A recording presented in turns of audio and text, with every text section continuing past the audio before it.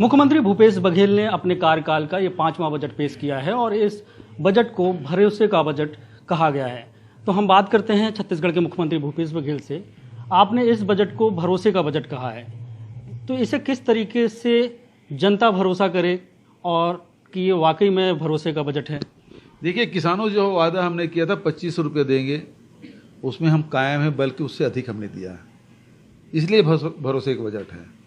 हमने भूमि उनसे कभी वादा नहीं किया था कि हम आपको भूमि श्रमिक न्याय योजना देंगे, लेकिन 7,000 रुपया ग्रामीण श्रमिकों के साथ साथ अब नगर पंचायत के श्रमिकों को भी देंगे। उसका विस्तार हमने किया है। तो इसलिए हम मजदूर का भरोसा हमको मिला है। उसी प्रकार से 74% से अधिक लघु उपज पूरे देश का हम खरीदते हैं और उसका वैल्यू एडिशन करते हैं। और 4,000 रुपये प्रति मानक बोरा की दर से जो तेंदुपत्ता खरीद शुरू किए हैं, उसको लगातार कायम रखे हुए हैं। तो इसलिए ये भरोसे का बजट है। और जो आंगनबाड़ी कार्यकर्ता है, आशा वर्कर, जिसे हम छत्तीसगढ़ में मितानिन कहते हैं, जो हमारे कोटवार है, हमारे होमगार्ड है, हमारे पटेल, ग्राम के पटेल हैं, सबके मानदेय में वृद्धि की जो मांग कर रहे थे। जो हमारे जो पेंशन जिनको मिल रहा था उसमें हमने वृद्धि की। तो सारे मांग है वो करीब एक साथ हमने पूरा कर दिया। इस कारण से भरोसे का बजट है। और उसी प्रकार से विकास कार्य में हमने कोई कमी नहीं की। और केवल ये चुनावी बजट नहीं है, इसमें ये सरप्लस बजट है, घाटे का बजट नहीं है। और दूसरी बात यह है केंद्रांश कम है, राज्य का अंश ज़्यादा है। और सबसे बड़ी बात यह है कि अभी तक आज 6 मार्च बीत रहा है, लेकिन बाजार से हमने ऋण 1 पैसा नहीं लिया है। ये सबसे बड़ी बात। अच्छा, बजट 1,21,500 1 करोड़ की आय हुई इसमें, और सिर्फ जो है ना 1,21,500 करोड़ व्यय हुआ।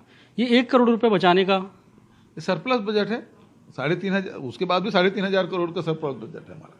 अच्छा, इस बजट में अगर देखें तो युवा है, किसान है और महिलाओं को फोकस किया गया, और ये तीनों वर्ग जो है सबसे बड़ा मतदाता होता है। तो क्या लगता है कि अब ये तीनों वर्ग जो है खुश होगा और 2023 में कांग्रेस की सरकार रिपीट कराएगा? बिल्कुल। और इन्हीं पास ज़्यादा समस्या है, नौजवानों के पास रोजगार की समस्या है। देश में पूरा बेरोजगारी से जूझ रहे हैं। हम लोग तो कोशिश कर रहे हैं कि रोजगार ज़्यादा से ज़्यादा हम लोग उपलब्ध करा सकें, इसलिए बेरोजगारी भत्ता भी है। महिलाओं को घर चलाना होता है, तो उसके आर्थिक रूप से मजबूत कैसे किया जा सके, तो वो हमारी कोशिश है।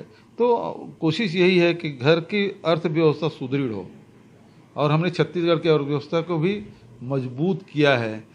तो छत्तीसगढ़ के लोगों के घरों की भी अर्थव्यवस्था मजबूत हो, ये हमारी कोशिश। विपक्ष का एक आरोप है कि कर्मचारियों के लिए कुछ नहीं किया गया। छत्तीसगढ़ में इंफ्रास्ट्रक्चर में बहुत अच्छा प्रावधान इस बजट में नहीं है। तो ये निराशाजनक बजट विपक्ष बता रहा है। कर्मचारियों के लिए तो ओल्ड पेंशन स्कीम पहले ही लागू कर दिया, जबकि 17,000 करोड़ रुपया इन कर्मचारियों की केंद्र सरकार रोके बैठी है। उसके बावजूद भी ओल्ड पेंशन स्कीम हमने लागू कर दिया। तो कर्मचारियों के लिए पहले कर दिया, बजट के पहले ही कर दिया था।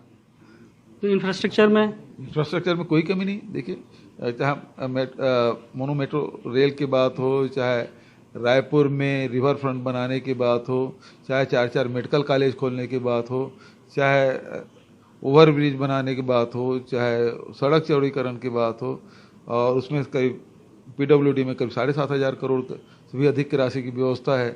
तो नगरीय क्षेत्र में 1,000 करोड़ की हमने व्यवस्था की है।